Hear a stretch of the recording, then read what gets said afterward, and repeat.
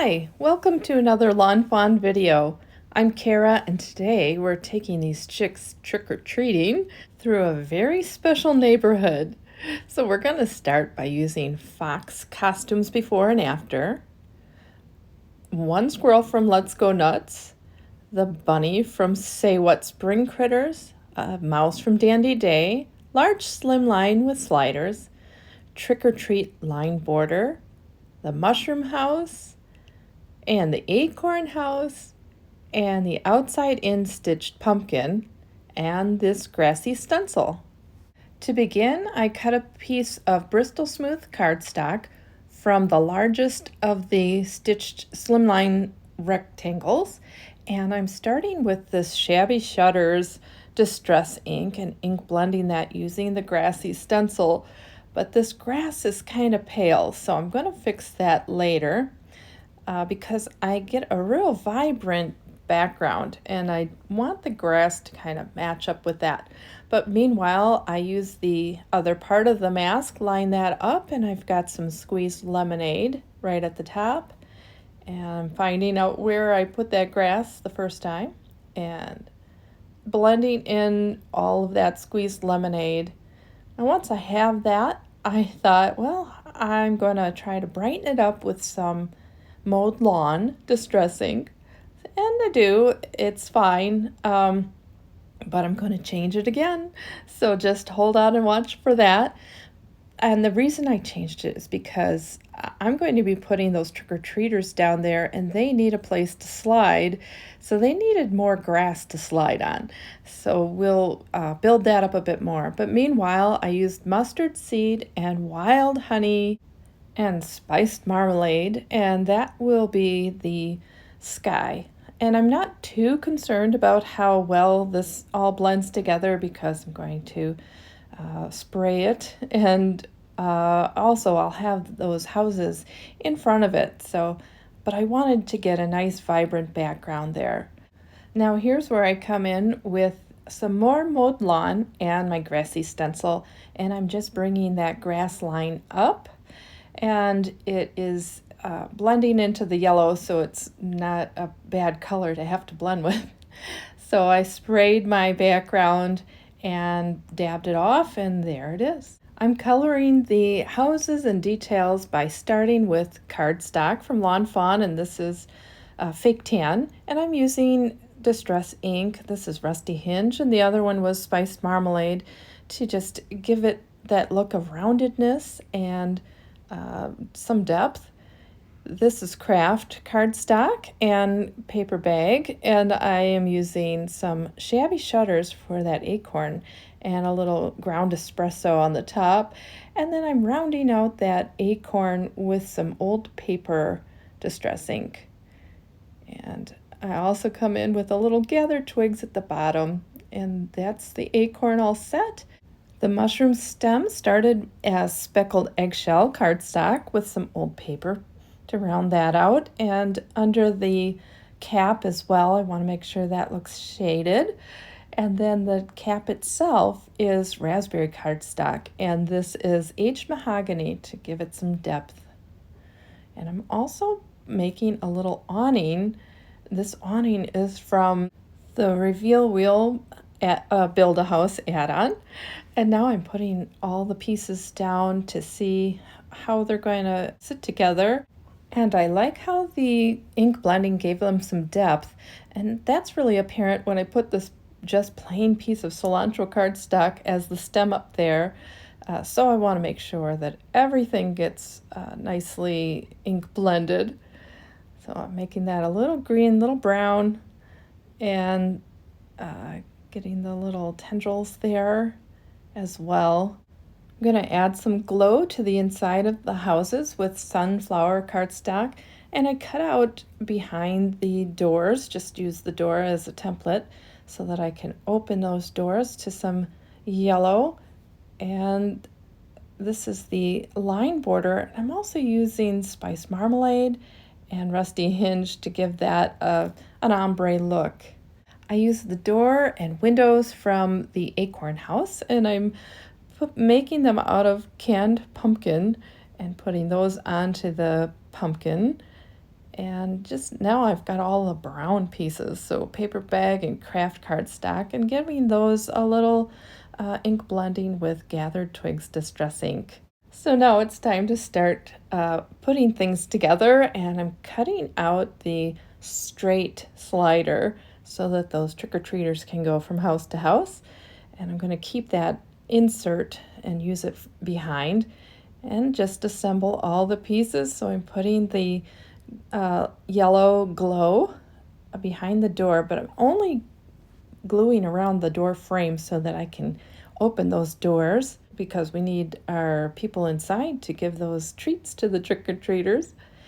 Putting on the mushroom cap, and then in order to get all those little dots onto the mushroom, I kept as many as I could in a piece of white cardstock that I die cut and put in glue in all those little dots. Then I can lay the white cardstock piece over it and poke them down into the matching spots. So that's kind of a fun, I don't know, it's just kind of gratifying. I don't know. Anyway, now I'm using a cool gray marker. This is a C1 to give them a little bit of shadow. Glue the window frames onto the glowing window. And the circle is part of the set. It's a die cut, so you can have that glow on behind that window. And the mushroom house has them in the round, and then the acorn one has them with that little peak. And if you look at the door on the mushroom house, it has that same peak. So you can actually use the window to frame up that door, and you can mix and match these on the houses too, which I think is a lot of fun. All right, onto the acorn and putting that top on there. I glued the windows the same way, and I love the little details in here. So this is a little keyhole, and it has a back to it, so I'm putting that glow behind the keyhole as well. And put a little glue on the door and glue that on there. And with the pumpkin house, I chose to use the keyhole and doorknob from the mushroom house, so kind of mix and matching there. And I'm also cutting down that awning. I decided I just wanted the awning up above the doorway. I just thought I'd give it a little bit more of a house feel. All right, with this acorn, I am using an E84, and you can see I took off my second cap because it was starting to leak, and I didn't want it to blop out on my acorn, so I took both caps off. That takes the pressure out of it and it won't drip. And now this is an E81 to blend those into the acorn. Nice thing about distress ink is that you can Copic color right over it. It doesn't affect anything. And just positioning things where I want them and gluing them down. Now, I didn't have to put on that Copic marker. I think the ink blending would be fine, but I do like the extra added detail that it gives. So this is an E44. Kind of makes that window look like it's popping out of the roof there, and then reinforcing those lines on the cap as well. And I'm going to use the E44 right inside the lines, and then this E42 to blend them to one side so it looks like there's some shadow coming from them. And once I have that going both ways, then I have this E41 just to kind of blend it into the rest of the back, so it's more of a smooth transition. And then using the E42, just giving some detail shadows to the door and the windows, kind of going around that door to make it look like it's popped out a little bit. And then with this E81, just blending it out a little bit more. E42, doing the same thing to the mushroom house, and then blending it with the E41 just to kind of tone it down a little bit, make it a little more subtle. And I'm doing that on the bottom as well. And onto the pumpkin, And so I have a YR14, just finding where those lines would be. I'm gonna blend it out from there with the YR21. I'll get those lines established, and then to shade it, I will sort of feather it. So I'm going to take it on the side and just bring those lines out from the dark inner line. And I'm doing it on both sides because make it look more rounded. And those lines really kind of fade into the cardstock. They start out looking dark and then they fade in a little bit more. And now I'm going to cover some of that up with my door. And I chose those peak type windows from the Acorn house because I thought they would sort of resemble a jack-o'-lantern, the eyes. And so that's kind of what I'm going for there. And then I'll put that top on the stem, put that back behind there, and glue on that awning and the little tendril there. And pretty much this house is all set. I'm gonna put a little chimney on the mushroom house and add a little lantern to the side. I'm gonna use a tape runner to add the houses to the background. And that for me is better than gluing because if I want to move them around a little bit, it's easier to do that. I'm going to cut off those sides. Now you'll see there is a little overhang on the top, and that doesn't bother me because I have envelopes that will handle that, but you could cut off the top as well. All right, it's time to start stamping. And so this is jet black ink because I'm going to use Copic markers and it's Copic friendly. And then now here's the fun part. These are all the little birds from the Fox costumes before and afters, and I want to decide how they're going to stand together because I only want one piece that's going back and forth. And so my little ghost is in front, and front first. Whatever you want in the front, you stamp that out first. And so I stamped it and I'm putting on a mask. Now I stamped that onto a piece of sticky note card and cut it out, and that's my mask. And then these two birds can come on, and I'm gonna mask the little guy in the pumpkin costume so that I could put the donut costume bird behind him. And this little bird's gonna have a treat bag, and so he doesn't need a mask for that. And I can take the masks off, and there's my group of trick-or-treaters. I thought I'd focus my coloring demonstration to this group of trick-or-treaters. I'm using the YR14 and 21 on the orange parts, the pumpkin in the bag, just like I did on the pumpkin house. Just give it a little detail there, and our ghost is going to be a C0. Give him just a little shadow and pink frosting on the donut because that's my childhood right there. Dunkin' Donuts strawberry frosted. Yeah, that's raised in the 70s in the Chicago suburbs. That was the treat. All right, so a few little sprinkles in some bright colors, and then after that it's time to get that donut colored in E21 and shaded in an E23. Those are the same colors I used on that squirrel above. And then that bunny was some E40s, and the mouse was some cool grays.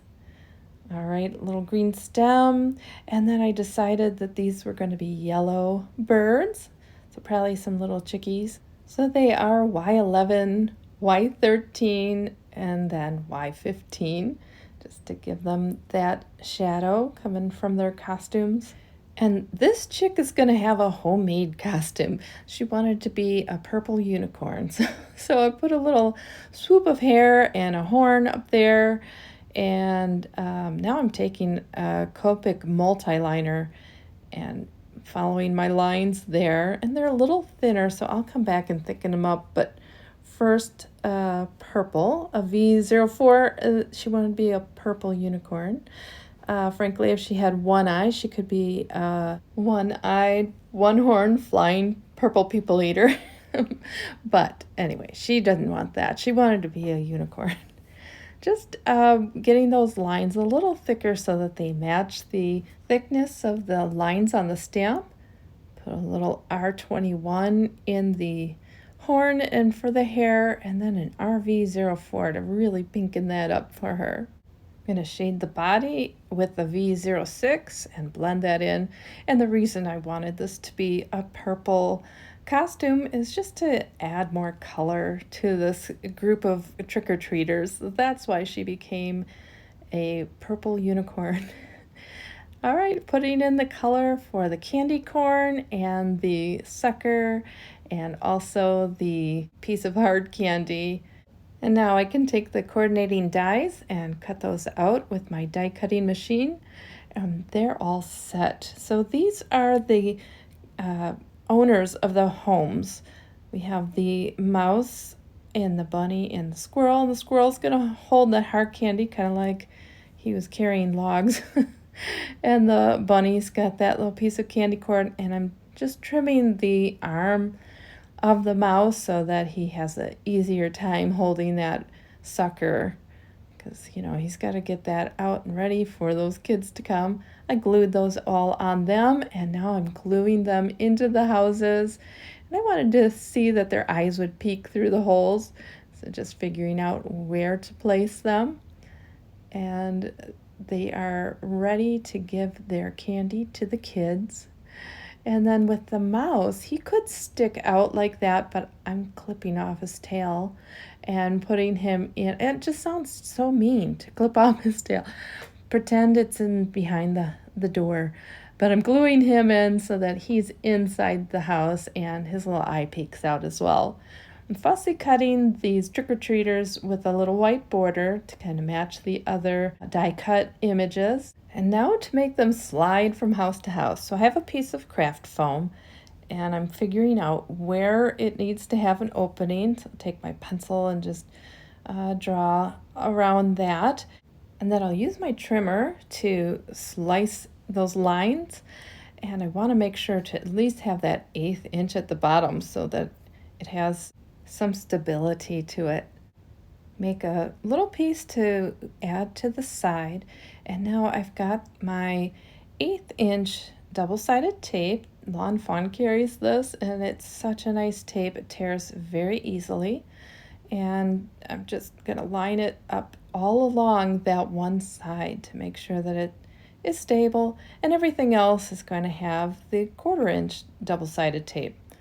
Take off that release paper on the bottom, but I'm keeping the 1/8 inch one there. Just started it so that I can have it all down where I want, and then I can add my 1/8 inch part so it wasn't flopping around and getting stuck while I was adding the foam. All right, the little piece is in, and before I put anything else together, I want to put the sentiment on, and we have the trick or treat line border, and I'm tucking the lines in behind the acorn and the pumpkin, and I'll glue those down in there so that it's stable. And that was the nice thing about using the tape runner. And I'm letting that trick-or-treat line border be a little bit bumped up so it has a curve to it, but I put the little dot over the eye where it goes. All right, I'm making a backer now that's going to sit in the back part of my slider, and I'm using a bit of a thicker cardstock so it's real stable, and I'm making sure that it can go back and forth. I wanted it as big as it could be so it didn't slip out of the slider, but that it would not get stuck anywhere. Putting 2 pieces of foam together so it'll be thicker than the background foam, and just adding that to the backer, so a double piece of foam on there, and get that in there. Now I want that little grass to show, so I add my slider where it goes, and it works fine, and that's how they're going to look on there. But then I'm going to take that extra piece that was cut out, and just tape it to the front with a very low tack tape. This is sticky note tape, and that way it'll go down exactly where I want it on the inside. So it's behind that backer. I hope that makes sense. Taking off all of that release paper and putting some glue on that little line and setting it on my note card. And now I can take off that little bit of tape and press it down. I'm going to use my scissors, make sure it's lined up just right, and move that little piece and make sure I've got it all pressed down so it's glued to the back. So now I can take off that release paper and add those trick-or-treaters, and there they are, ready to go. But I want to add some details to this card because Lawn Fawn's Acorn house has wonderful little pieces along with it, and so I have these little vines that are going everywhere around the card, and those leaves up at the top.